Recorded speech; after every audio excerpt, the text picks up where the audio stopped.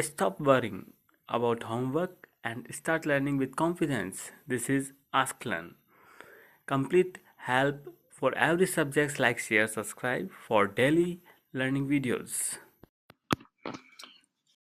Here we're going to be solving question number 53 of Tro's Chemistry, Structure, and Properties.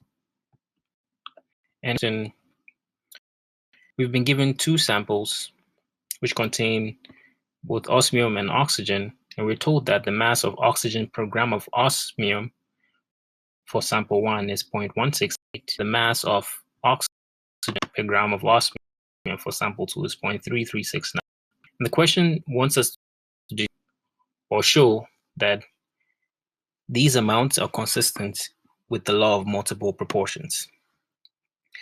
So the first thing we have to do is to know what the law of multiple states, right? And essentially what it states is that for two samples that have the same amount of elements,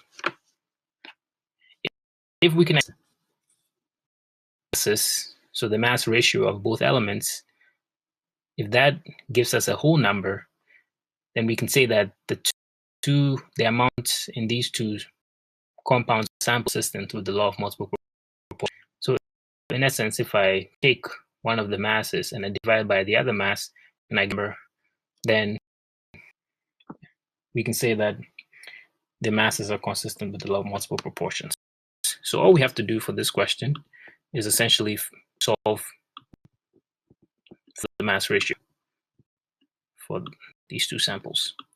Right? And preferably it's good to divide the heavier one over the lighter one.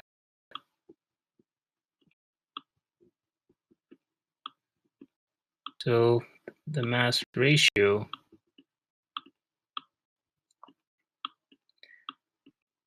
in this case is going to be 0.3369 grams over